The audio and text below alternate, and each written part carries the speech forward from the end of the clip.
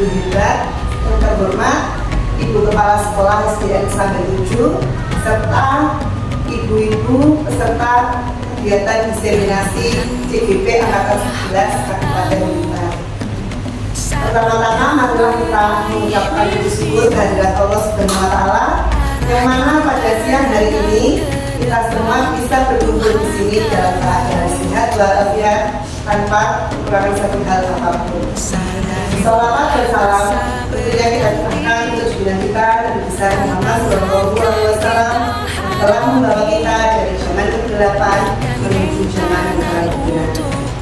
Ibu, pertama-tama saya mewakili rekan-rekan IPB Angkatan 11 mengucapkan terima kasih atas kesediaan ibu semuanya untuk menghadiri kegiatan diseminasi akhir nyata modul 1.4 CGP Angkatan 11 Kabupaten Blitar. Untuk mengawali kegiatan ini akan dibuka oleh sambutan dari Ibu Kepala Sekolah atau mewakili. Kepada beliau kami persilakan. Assalamualaikum warahmatullahi wabarakatuh. Waalaikumsalam warahmatullahi wabarakatuh. Saya ucapkan selamat datang untuk peserta diseminasi budaya positif di sekolah kami. Saya mewakili Ibu Kepala Sekolah untuk menyambut ibu peserta diseminasi hari ini karena beliau punya kegiatan dinas di bulan. Terima kasih untuk waktu dan kesediaannya datang ke SD kami dalam rangka mengikuti diseminasi ini. Saya sebagai wakil dari kepala sekolah sangat mendukung program CGP atau program ini karena dapat meningkatkan kompetensi bagi peserta guru penggerak. Untuk itu saya nyatakan diseminasi budaya positif pada siang hari ini dibuka dengan silakan Bismillahirrahmanirrahim. Saya rasa cukup sekian sambutan dari saya. Akhiri, Assalamualaikum warahmatullahi wabarakatuh. Sekarang selanjutnya yaitu pembacaan doa. Kepada yang bertugas kami persilakan.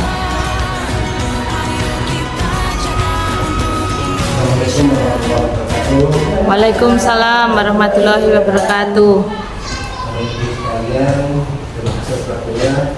Semoga kita sama-sama berdoa agar pembelajaran pada siang hari ini tentang diseminasi dapat bermanfaat untuk kita semua dan kita semua dapat mengimplementasikan juga kita masing-masing. Untuk yang beragama Islam, saya pimpin dan yang berbeda agama, silakan berdoa di sudut agamanya.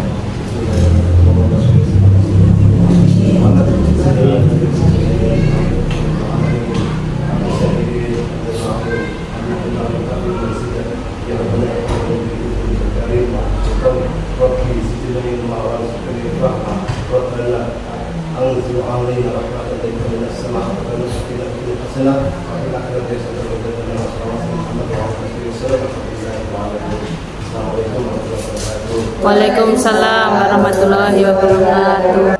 Untuk acara yang berikutnya yaitu menyanyikan lagu Indonesia Raya. Hadirin dimohon berdiri, kepada yang bertugas kami persilakan.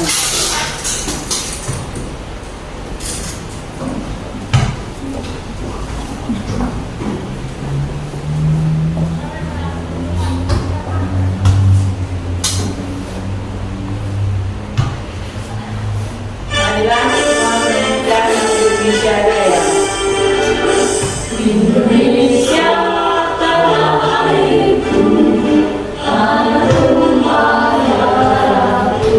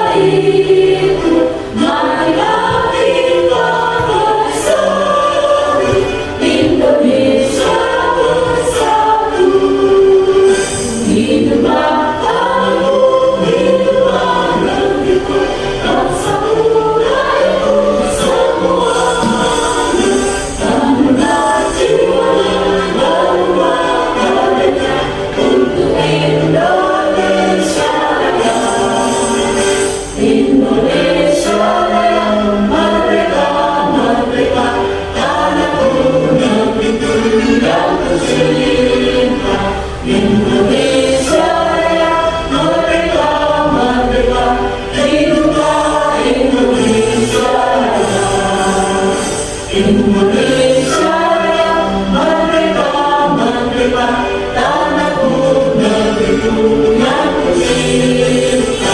Indonesia merdeka, merdeka, hiduplah Indonesia Raya. Diri dimohon untuk duduk kembali.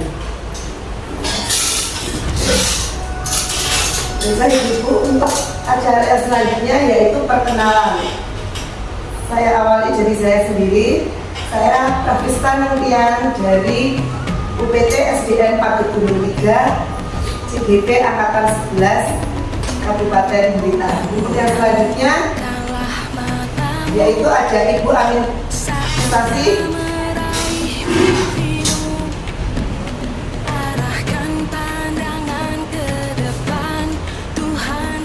Assalamualaikum warahmatullahi wabarakatuh.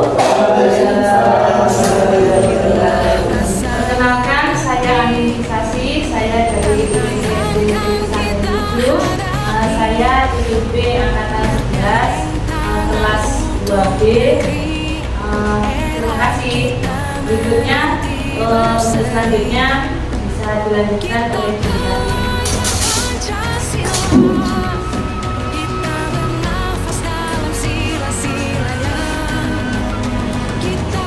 Terima kasih Bapak Ibu. Perkenalkan, saya CGP Angkatan 11 bersama dengan ibu yang lain. Saya dari UPT SD Negeri Sukanya 2. Terima kasih. Monggo disambung Bu Reni.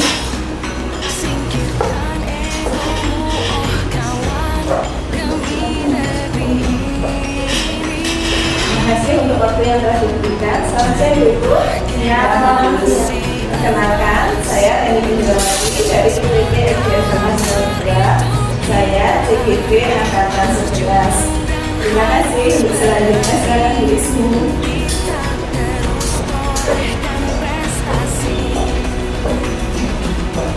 Selamat siang Bapak Ibu, perkenalkan nama saya Harifah Husni, calon guru penggerak Angkatan 11 UPT SD Negeri Tepas 01 Kabupaten Blitar. Terima kasih. Baiklah Ibu, sekarang kita sudah tiba di acara ini yaitu diseminasi budaya pemimpin aksi nyata modul 1.4 CGP Angkatan 11. Adapun materinya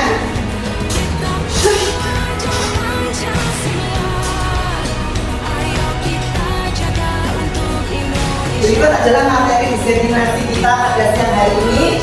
Yang pertama yaitu perubahan paradigma belajar, disiplin positif, motivasi perilaku manusia, kebutuhan dasar manusia, posisi kontrol restitusi, keyakinan kelas, dan segitiga restitusi.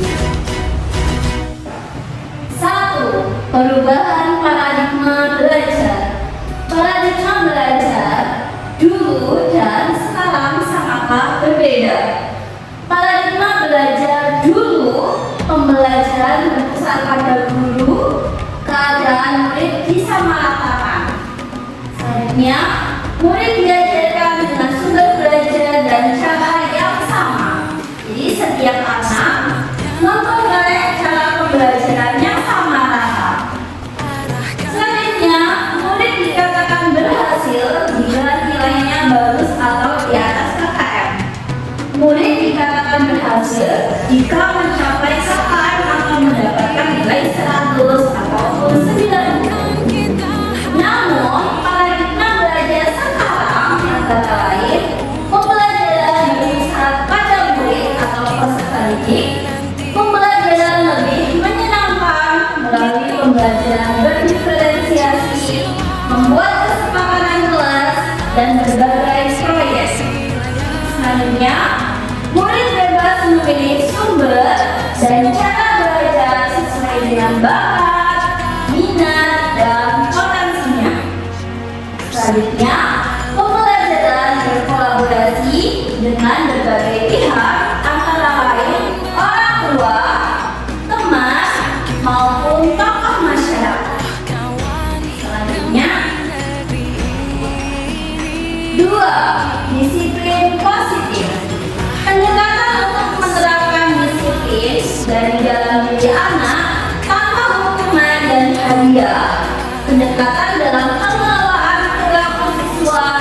yang berfokus pada solusi dari sebuah kesalahan. Jadi, kita menitik fokuskan pada solusi. Jadi, disiplin positif bisa menguatkan hubungan positif antara guru dan siswa. Tujuan dari penerapan disiplin positif agar terbentuk murid-murid yang berkarakter, berdisiplin, santun, jujur, peduli, dan bertanggung jawab. Selanjutnya, motivasi perilaku manusia ada 3, yaitu 1. Untuk menghindari ketidaknyamanan atau dukungan. Yang kedua, untuk mendapatkan imbalan atau penghargaan dari orang lain. Untuk poin 1 dan 2 ini dari ekstrinsik atau dari luar. Sedangkan yang dari intrinsik 3, untuk menjadi orang yang mereka inginkan dan menghargai diri sendiri dengan nilai-nilai yang mereka percaya. Selanjutnya, materi akan disampaikan oleh materi selanjutnya. Lanjut yang keempat, yaitu kebutuhan dasar manusia. Adapun kebutuhan dasar manusia antara lain yang pertama yaitu bertahan hidup atau survival. Yang kedua, kasih sayang dan rasa diterima, love and belonging. Yang ketiga, kebebasan atau freedom. Yang keempat, kesenangan atau fun. Yang terakhir, penguasaan atau power. Untuk yang pertama, kebutuhan hidup adalah kebutuhan yang bersifat fisiologis untuk bertahan hidup. Misalkan kesehatan, pembelian rumah, dan makanan. Komponen psikologis pada bagian ini juga meliputi kebutuhan akan rasa aman. Untuk yang kedua, kasih sayang dan rasa diterima. Kebutuhan ini adalah kebutuhan untuk disayangi, diterima, meliputi kebutuhan akan hubungan dan koneksi sosial, kebutuhan untuk memberi, menerima kasih sayang, dan kebutuhan untuk merasa menjadi bagian dari suatu kelompok. Kebutuhan ini juga meliputi keinginan untuk terhubung dengan orang lain, misalkan seperti teman, keluarga, pasangan hidup, teman kerja, binatang peliharaan, dan kelompok di mana kita tergabung. Yang selanjutnya yaitu kebutuhan pengakuan atas kemampuan atau permasalahan. Kebutuhan ini berhubungan dengan kekuatan untuk mencapai sesuatu, menjadi kompeten, menjadi terampil, diakui atas prestasi dan kebanggaan kita, didengarkan dan memiliki rasa harga diri. Kebutuhan ini juga meliputi keinginan untuk dianggap berharga, bisa membuat perbedaan, bisa membuat pencapaian diakui, dihormati. Nah, ini meliputi self-esteem dan keinginan untuk meninggalkan pengaruh. Yang selanjutnya yaitu kebebasan atau kebutuhan akan pilihan. Kebutuhan bebas ini adalah kebutuhan akan kemandirian, otonomi, memiliki pilihan, dan mampu mengendalikan arah hidup seseorang. Anak-anak dengan kebutuhan kebebasan yang tinggi menginginkan pilihan.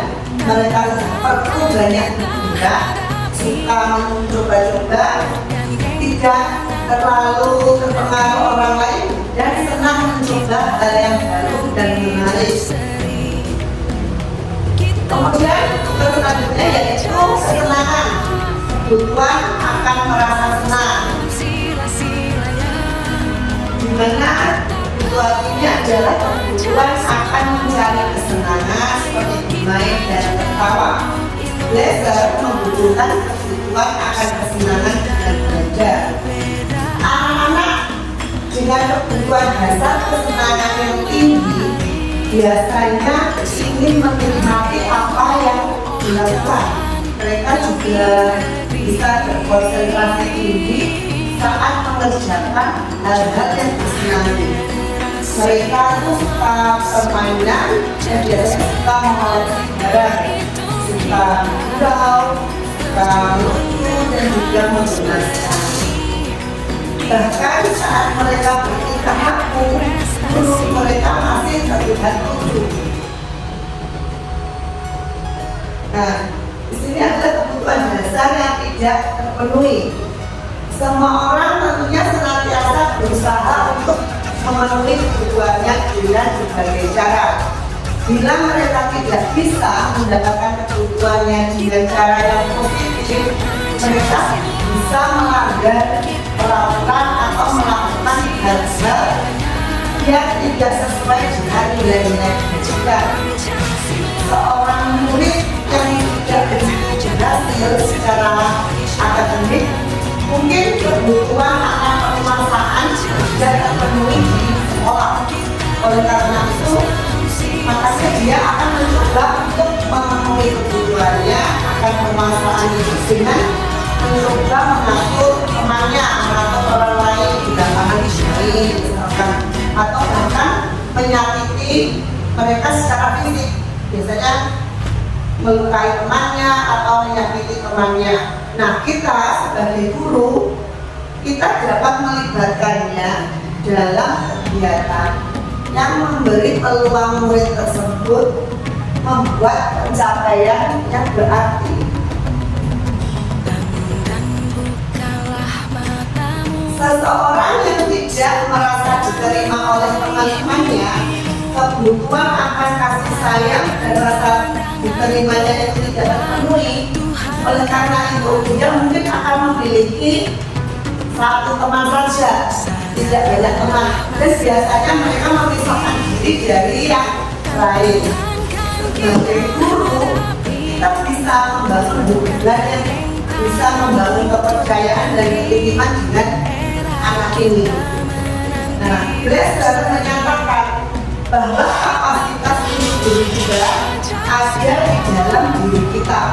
Jika kita dapat mengidentifikasi kebutuhan apa yang mendorong perilaku kita, maka perubahan perilaku positif dapat dimulai dengan mencari solusi untuk memenuhi kebutuhan tertentu dengan cara yang positif. Nah, untuk yang selanjutnya ada SDG, Ibu, Bapak Ibu, biar kita tidak mengantuk. Baiklah, bisa saya buka untuk berdiri.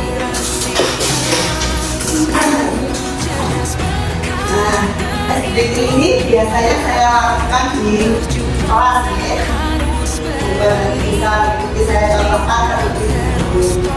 Kalau saya bilang buka, maka tangan dengan buka ya. Buka tutup, buka tutup, bertepuk tangan. Buka tutup, buka tutup, bertepuk tangan. Digulung-gulung, digulung-gulung, sambil tersenyum digulung-gulung, digulung-gulung, sambil tertawa. Oke, satu kali lagi ya yang keras biar kita lebih semangat. Oke, sambil nyanyi bersama ya. 1, 2, 3. Buka tutup, buka tutup, bertepuk tangan.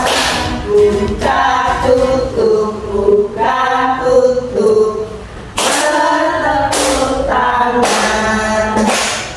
digulung-gulung, digulung-gulung, sambil tersenyum, digulung-gulung, digulung-gulung, sambil tertawa, haha. Tepuk tangan. Terima kasih, bisa duduk kembali.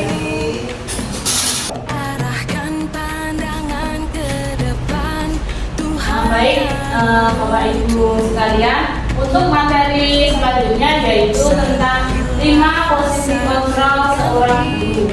Jadi dalam menangani setiap kasus yang dialami oleh beberapa siswa itu, kita harus bisa memposisikan diri kita harus sesuai yang mana. Ada 5 posisi kontrol seorang guru. Yang pertama yaitu guru sebagai penghukum. Di sini apabila anak-anak mengalami satu kasus itu, Bapak Ibu guru mengambil posisi kontrol sebagai penghukum. Kemudian yang kedua, guru sebagai pembuat rasa bersalah.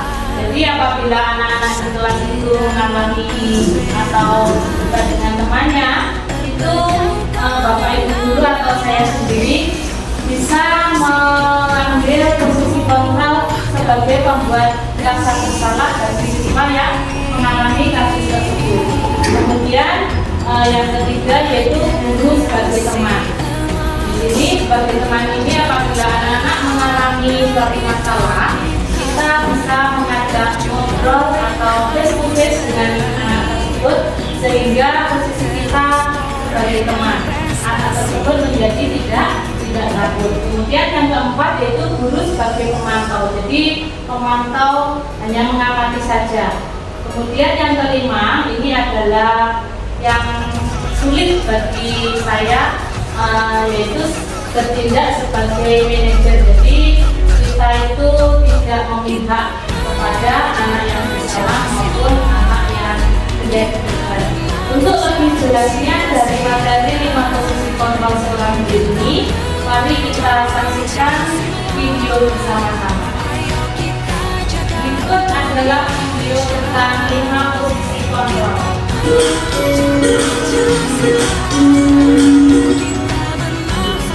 Salam bahagia Ibu dan Bapak Guru hebat.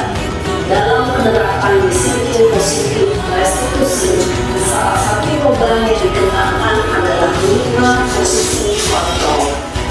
5 posisi kontrol dalam restitusi adalah proses perjalanan seorang pendidik agar dapat mengenali dirinya. Pada video kali ini, kita akan membahas tentang 5 posisi kontrol yang dikembangkan oleh Diane Grossen dan contoh penerapannya.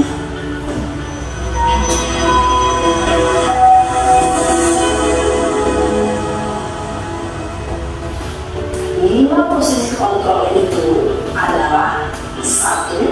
Posisi penghukum, 2. Posisi pembuat rasa bersalah, 3.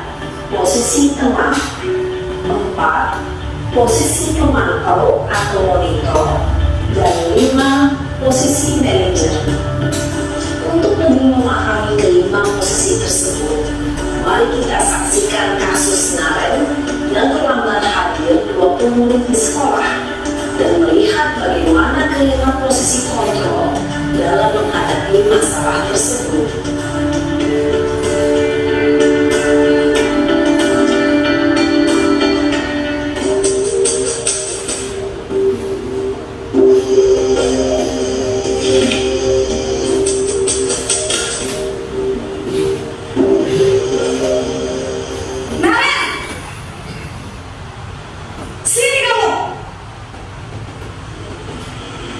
Selamat pagi, Bu. Selalu terlambat.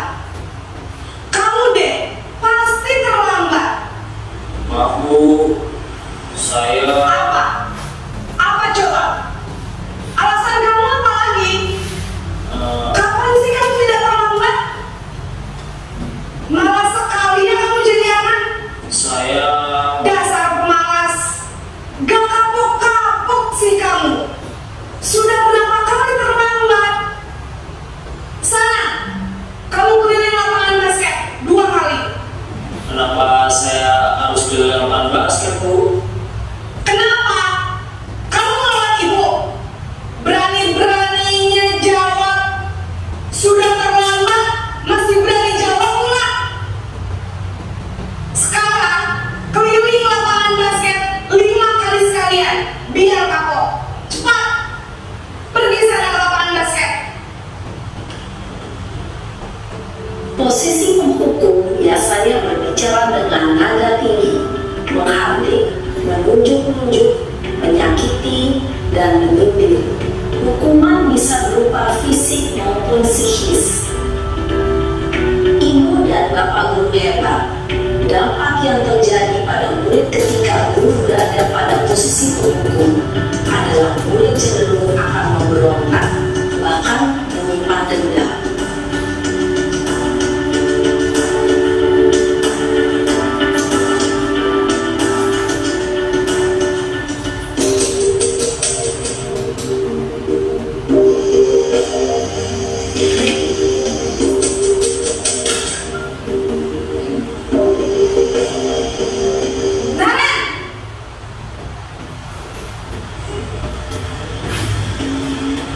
Selamat pagi, Bu. Naren, kamu kenapa terlambat lagi, nak? Ya Tuhan, Naren, kamu senang ya bikin ibu susah ya? Kalau kamu terlambat lagi, nanti ibu yang ditegur bapak kepala sekolah, nak. Disangka ibu tidak bisa membina kamu. Duh, gimana ini? Maaf, Bu. Gusti Naren, kamu suka ya kalau ibu ditegur bapak kepala sekolah? Terus, sekarang ibu harus tulis apa ini di buku absen? Ini kamu sudah sering terlambat loh. Ibu harus apa coba? Maaf, Bu. Maaf sekali. Ya sudah, lain kali jangan bikin ibu susah lagi ya, nak ya. Ibu tidak akan kuat lagi kalau kamu gini terus. Bisa jantungan kalau ibu tegur bapak kepala sekolah. Sana cepat ke kelas. Maaf ya, Bu. Maaf sekali. Posisi membuat rasa bersalah, berbicara dengan nada tenang, cenderung lembut. Namun kata-kata yang diutarakan membuat murid merasa menjadi orang yang gagal, memandang buruk dirinya sendiri, merasa tidak berharga, dan tidak sanggup membahagiakan orang lain. Ketika guru mengambil posisi membuat rasa bersalah, murid akan menganggap dirinya yang bersalah dan ia akan menyimpan emosi negatif tersebut di dalam dirinya.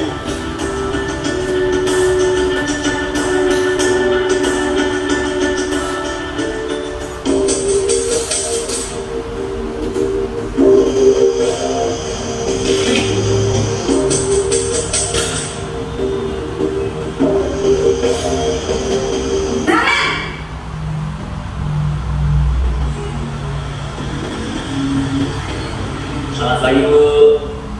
Wah, sudah jam berapa ini, nak? Terlambat lagi ya, sayang. Iya, Bu. Habis ibu saya belum membangunkan saya, Bu. Kamu malah menyalahkan ibu kamu. Kamu bukannya anak yang paling kencang. Kok terlambat sih? Iya, Bu. Saya memang terlambat banget tadi. Jadi biarpun saya lari kencang, tetap gak kejar, Bu. Ya sudah sana. Nanti lain kali larinya lebih kencang lagi ya. Biar gak terlambat lagi. Bikin senang ibu. Demi ibu. Bisa kan? Bisa, Bu. Ya sudah sana masuk kelas. Ibu beresin urusan absen kamu. Kamu ini ada saja.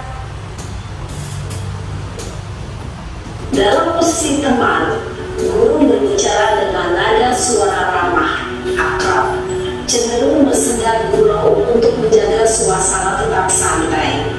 Murid akan merasa senang, aman, dan akrab dengan guru. Identitas yang tercipta adalah identitas kita sukses atau berhasil. Namun, perlu diingat, karena ini masih dorongan eksternal, maka ada faktor ketergantungan dari murid kepada orang tertentu. Di sini, guru absennya, sehingga di lain waktu, murid bisa berperilaku baik, namun hanya kepada orang-orang tertentu saja.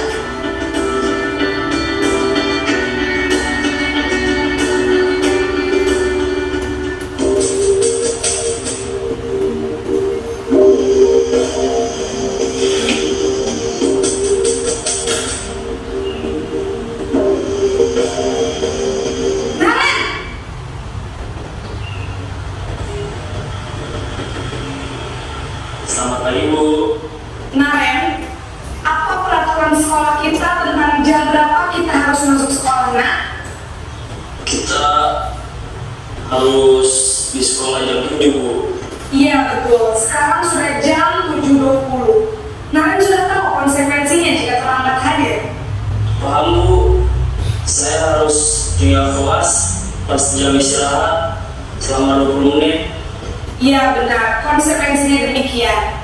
Jadi nanti jam 9.30 pas istirahat, kamu harus tinggal di kelas, kerjakan tugas tambahan untuk ketertinggalan kamu, ya? Baik, Bu.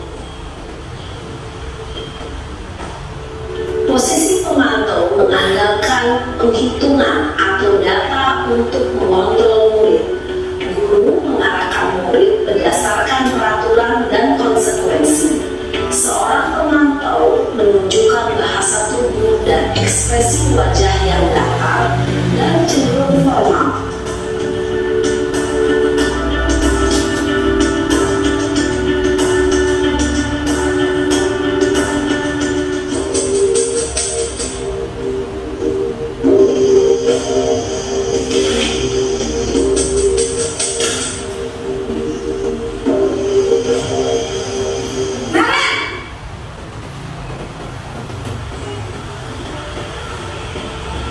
Selamat pagi, Bu. Selamat pagi, Naren. Maaf, Bu. Saya terlambat. Iya, sekolah masuknya jam 7, sekarang sudah jam 7.20. Jadi sekarang bagaimana nih, Naren? Maaf, Bu. Saya lupa alarm saya semalam. Baiklah, menurut kamu, keyakinan sekolah yang mana yang perlu kamu tingkatkan? Menghargai diri sendiri dan orang lain mungkin, ya, Bu. Setuju. Jadi, apakah Naren meyakini prinsip saling menghormati tersebut? Iya, Bu. Saya meyakininya. Apakah Naren bersedia memperbaiki masalah keterlambatan ini? Bersedia, Bu. Bagaimana kamu akan perbaiki masalah keterlambatan ini? Saya akan coba untuk tidak lupa menyetel alarm saya, Bu. Baik, kalau Naren lupa menyetel alarm di rumah, ada orang yang kira-kira bisa bantu mengingatkan tidak? Ada, Bu. Kata saya, Kak Emma. Ada lagi selain Kak Emma? Selain Kak Emma, ada ibu saya. Baik, jadi yang mengingatkan Naren adalah Kak Emma dan ibu kamu, ya? Kira-kira akan mulai setel alarm kapan nih, Naren? Setelah pulang sekolah, akan segera saya lakukan. Baik, jadi Naren akan setel alarm untuk bangun besok pagi dan akan diingatkan oleh kakak dan ibu dan Naren, ya? Ada lagi yang mungkin perlu dilakukan, Naren? Agar tidak terlambat bangun lagi. Tidak ada, Bu. Baik, Naren. Terima kasih untuk kerjasama kamu. Sekarang kamu perlu kembali ke kelas untuk belajar. Baik, Bu. Terima kasih. Posisi manajer adalah posisi kontrol yang disarankan untuk membimbing murid memiliki sikap disiplin yang positif, yaitu murid yang mandiri, bertanggung jawab, dan dapat memecahkan masalah. Tujuan dari posisi ini adalah agar murid dapat berefleksi atas tindakannya. Guru akan dengan tulus memberikan pertanyaan-pertanyaan bermakna, sehingga membuat murid dapat belajar dari kesalahannya dan mencari sebuah solusi untuk menyelesaikannya. Ibu dan bapak guru hebat, Setelah mengamati adegan kelima posisi kontrol tadi, kira-kira posisi mana yang paling ideal? Posisi mana yang dapat menunjang motivasi intrinsik murid? Ya, tentu posisi manajer. Posisi ini memang posisi ideal yang ingin dituju setiap pendidik. Pada posisi inilah, guru dapat menerapkan disiplin positif dan berpihak pada murid, dan memerdekakan murid. Perjalanan seorang pendidik tentunya tidak mudah untuk sampai pada posisi seorang manajer. Namun, tujuan kita pasti, yaitu menciptakan murid-murid yang mandiri, merdeka, dan bertanggung jawab. Semoga penggambaran 5 posisi kontrol yang telah diperlihatkan ini dapat menjadi Selanjutnya, setelah Bapak Ibu menonton video yang berdurasi agak panjang tadi tentang 5 posisi kontrol guru, kemudian ini adalah penjelasan dari kontrol guru penghukum. Sebagai penghukum itu bisa menggunakan dukungan fisik maupun verbal. Orang-orang yang menjalankan posisi penghukum senantiasa mengatakan bahwa sekolah memerlukan sistem atau alat yang dapat lebih menekan murid-murid lebih dalam lagi. Kemudian penghukum itu biasanya bersuara tinggi, salah satunya mata melotot dan jari menunjuk ataupun menghadap. Dan hasilnya yang seperti ada di video tadi, kemungkinan murid itu marah dan menjadi pendendam atau bersifat agresif. Lanjut. Kemudian untuk yang kedua, membuat rasa bersalah. Biasanya guru akan bersuara lembut. Membuat rasa bersalah akan menggunakan kemungkinan yang membuat orang lain merasa tidak nyaman, bersalah atau menjadi rendah diri. Pada posisi ini, murid akan memiliki penilaian diri yang buruk tentang diri mereka. Murid merasa tidak berharga dan mengecewakan orang-orang yang disayanginya. Kemudian pada posisi ini membuat nada suara biasanya memelas, halus, sedih, dan bahasa tubuhnya merapat pada anak ataupun lesu. Hasilnya murid akan merasa bersalah dan lanjut. Untuk posisi teman ini, guru tidak akan menyakiti murid, namun akan tetap berupaya mengontrol murid melalui persuasi. Jadi posisi teman pada video ini bisa negatif ataupun positif. Positif di sini berupa hubungan baik yang terjalin antara guru dan murid. Guru di posisi teman menggunakan hubungan baik dan humor untuk mempengaruhi seorang teman. Biasanya menggunakan nada suara yang ramah, akrab, dan bercanda. Bahasa tubuhnya merapat pada murid, mata kemudian bisa tersenyum dengan jenaka. Hasilnya murid akan merasa senang dan menjadi akrab dengan guru. Ini termasuk dampak yang positif. Hanya saja terdapat sisi negatifnya, yaitu murid menjadi tergantung pada guru tersebut. Bila ada masalah, dia akan mengandalkan guru tersebut untuk membantunya. Lanjut. Untuk posisi pemantau ini bisa berarti mengawasi. Pada saat kita mengawasi, kita bertanggung jawab atas perilaku orang-orang yang kita awasi. Posisi pemantau berdasarkan pada peraturan-peraturan dan juga konsekuensi. Dengan menggunakan sanksi atau konsekuensi, kita dapat memisahkan hubungan pribadi kita dengan Tuhan.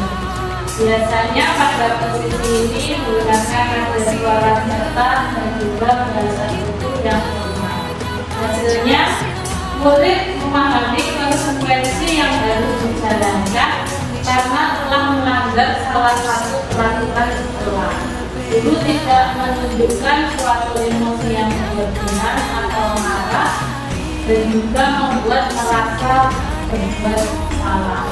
Kemudian murid tetap juga tidak nyaman, yaitu dengan harus tinggal kelas pada waktu yang disediakan dan tidak beraktivitas. Guru tetap harus memantau murid pada saat melakukan tugas di jam istirahat karena murid tidak bisa tinggal seorang diri. Kemudian untuk posisi kontrol yang terakhir yaitu manajer, yaitu posisi di mana guru berbuat sesuatu bersama dengan murid, mempersilahkan murid mempertanggungjawabkan perilakunya, mendukung murid agar dapat menemukan solusi atas permasalahannya sendiri. Biasanya menggunakan nada suara tulus, bahasa tubuh yang tidak kaku, dan juga mendekat ke arah. Pada posisi manajer ini, suara tulus sebaiknya tulus, tidak perlu marah-marah, tidak juga menunjukkan suara, apalagi menunjuk-nunjuk dari ke arah murid dan juga bertanya tinggal. Atau bersikap seolah-olah menyesal tanpa sedih sekali akan perbuatan murid ataupun bersenggak-senggau. Menempatkan diri sebagai teman. Demikianlah untuk materi 5 posisi kontrol guru. Apabila ada kurang lebihnya saya mohon maaf. Terima kasih. Terima kasih Bapak Ibu. Selanjutnya saya akan melanjutkan materi berikutnya, yaitu tentang keyakinan kelas.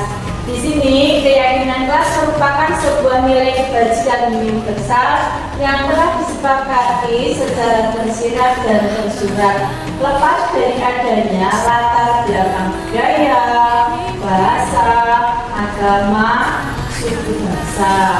Nah, hal-hal yang berupa seperti keadilan, kehormatan, kepedulian, integritas, kejujuran, pelayanan, keamanan, kesabaran, tanggung jawab, mandiri, berprinsip, keselamatan, kesehatan, dan masih banyak lagi nilai-nilai kebajikan universal yang dapat diterapkan di dalam untuk membuat keyakinan kelas kita. Selanjutnya adalah prosedur pembentukan keyakinan kelas. Yang pertama itu memberikan penjelasan kepada murid-murid tentang keyakinan kelas. Kemudian yang kedua, mempersilahkan murid-murid untuk mencurahkan pendapat tentang peraturan yang perlu disepakati di kelas mereka. Selanjutnya, yang ketiga, mempersilahkan murid-murid menyampaikan idenya tentang peraturan kelas yang mereka inginkan. Seperti apa peraturan yang mereka inginkan? Kemudian yang keempat, menyusun keyakinan kelas sesuai prosedur pembentukan keyakinan kelas. Gantilah kalimat-kalimat dalam bentuk negatif menjadi positif. Dan selanjutnya, yang kelima yaitu meninjau ulang keyakinan kelas secara bersama-sama. Beberapa peraturan dijadikan menjadi satu keyakinan kelas. Yang keenam, setelah keyakinan kelas selesai dibuat, maka seluruh warga kelas disuruh meninjau ulang dan menyetujui dengan menandatanganinya. Dan yang ketujuh, keyakinan kelas selanjutnya diletakkan di dinding kelas atau tempat yang mudah dilihat oleh warga kelas. Untuk selanjutnya yaitu tentang segitiga restitusi, di mana segitiga restitusi itu merupakan proses menciptakan kondisi bagi murid untuk memperbaiki kesalahan mereka sehingga mereka bisa kembali pada kelompok mereka dengan karakter yang lebih kuat. Menurut dosen tahun 2004, restitusi bukan untuk menebus kesalahan, namun untuk belajar dari kesalahan. Restitusi yaitu berupa tawaran dan bukan paksaan. Selanjutnya, tahapan dalam segitiga restitusi yang pertama yaitu menstabilkan identitas, yang kedua yaitu validasi tindakan yang salah, yang ketiga yaitu mengakhirkan tentang keyakinan.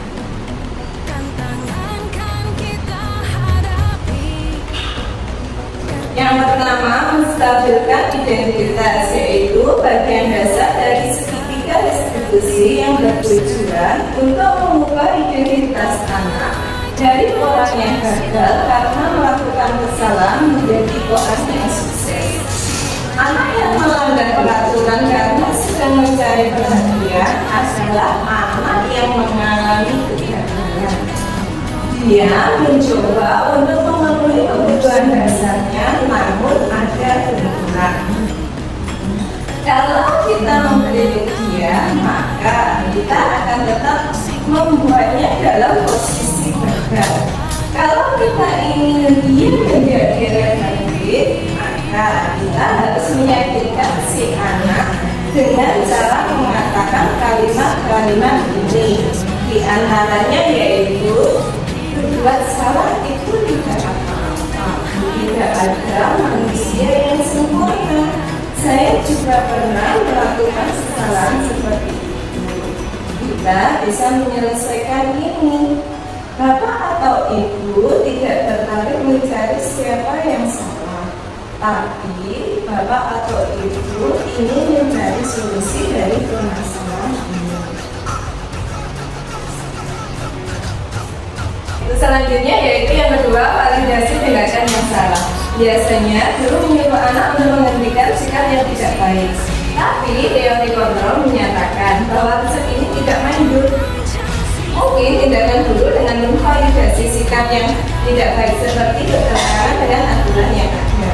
Namun sebetulnya tujuannya untuk menunjukkan bahwa guru memahami alasan dibalik tindakan itu. Kalimat-kalimat di bawah ini mungkin terdengar asing buat guru.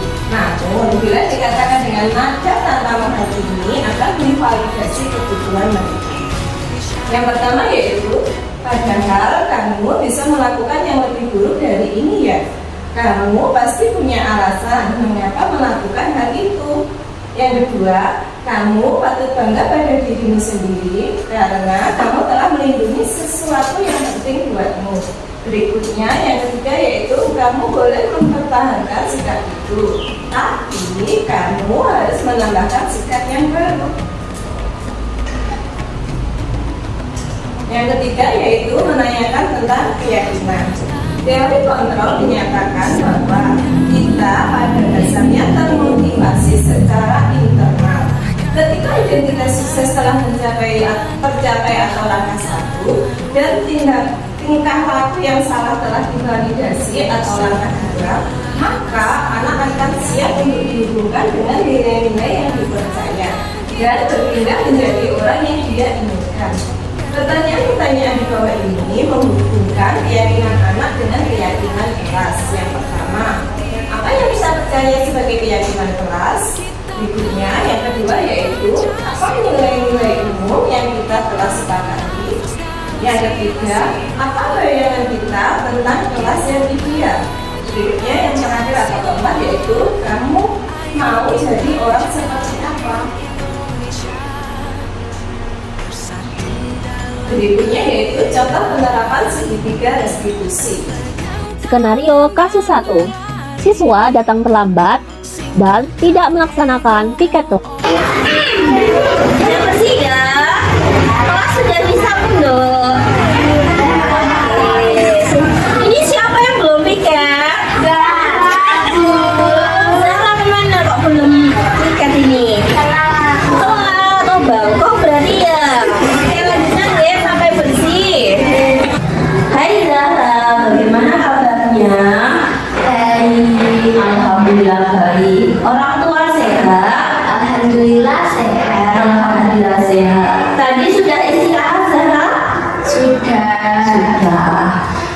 kira-kira Zahra tahu nggak kenapa dipanggil guru ke sini? Tahu. Kenapa?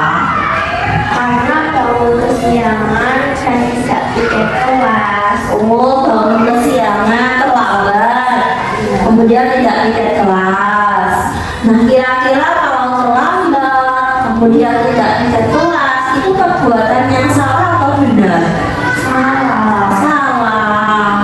Iya, jadi Zahra sebenarnya tidur itu merupakan kebutuhan manusia. Muiz kalau ngantuk, kalau capek itu juga pasti tidur atau istirahat. Tapi kita harus tahu tentang tanggung jawab kita sebagai pelajar, sebagai siswa. Nah, Muiz ingin tahu kenapa Zahra terlambat dan tidak ikut kelas. Tidur terlalu malam. Tidur terlalu malam. Kesiangan. Gampang. Tadi bangun kesiangan ya? Ya. Akhirnya terlambat, kemudian tidak ikut kelas. Nah, kenapa kok sampai bangun kesiangan? Mengerjakan tugas. Mengerjakan tugas. Mengerjakan tugas malam-malam. Zahra tidurnya jam berapa? Jam 10 malam. Jam 10 malam. Kemudian mengerjakan tugas itu. Iya, berarti Zahra sore hari harus membuka buku atau membuka tas, mengecek kira-kira ada tugas atau tidak, kira-kira ada PR atau tidak. Berarti sore harus segera dikerjakan supaya tidurnya tidak terlalu malam. PR-nya sudah siap, kemudian bisa bangun pagi supaya tidak terlambat dan juga bisa melaksanakan tiket kelas. Nah, Zahra masih ingat nggak keyakinan kelas di kelas kita? Coba sebutkan keyakinan kelas yang Zahra ingat.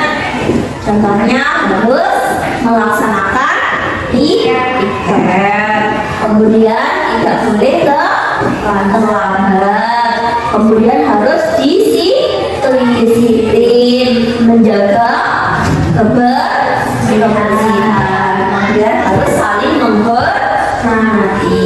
Nah, Zahra kalau terlambat kemudian tidak tiket kelas sesuai keyakinan kelas kita atau tidak?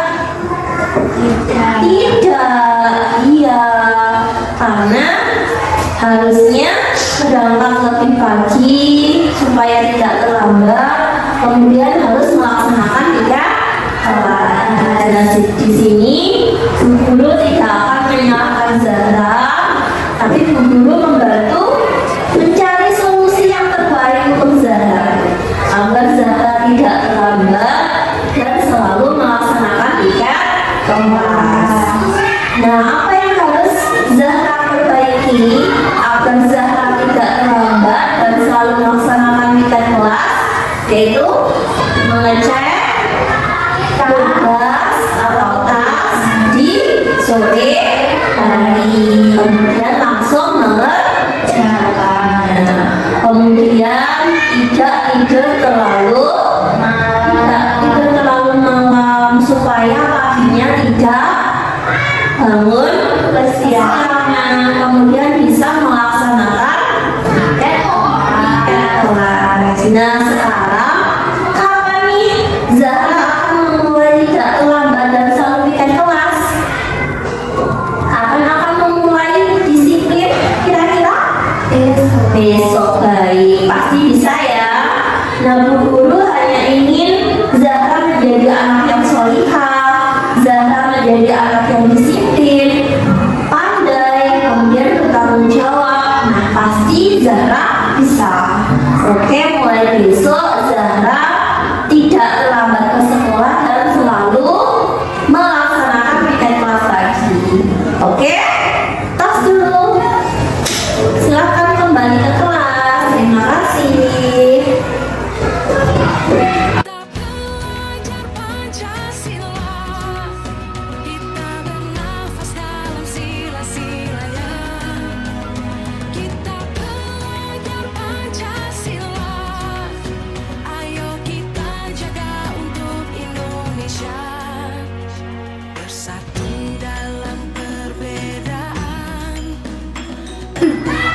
Selin, bagaimana kabarnya?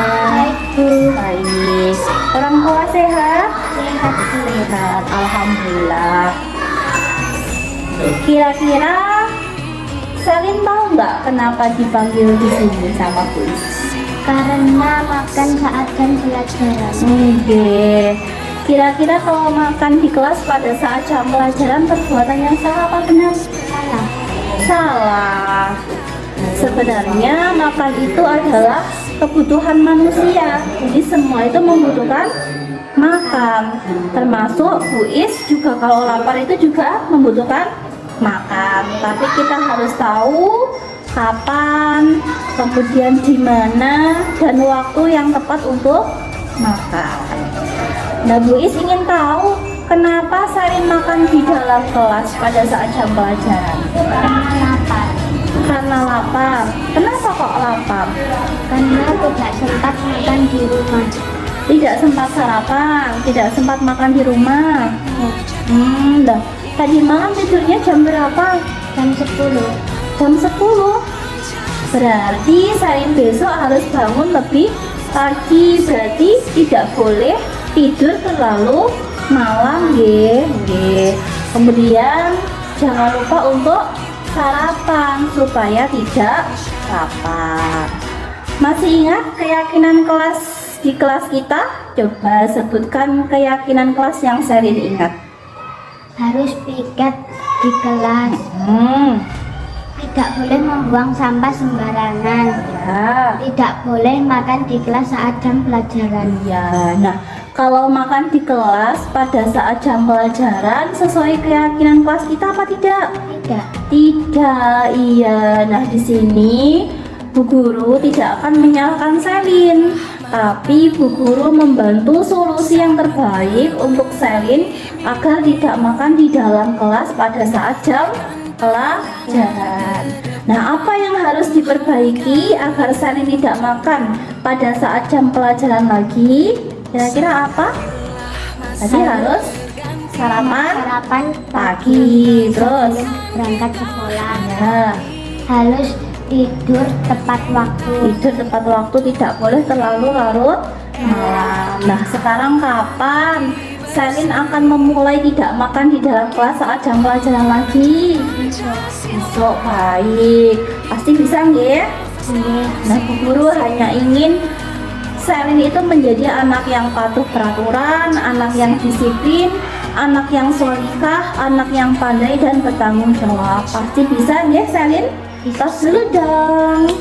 Nah, oke, mulai besok berarti Selin tidak akan makan di dalam kelas saat jam pelajaran. Bisa ya?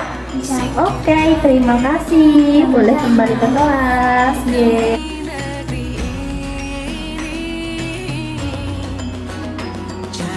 Assalamualaikum warahmatullahi wabarakatuh. Perkenalkan, nama saya Adelia Zahra Ramadhani, kelas 5.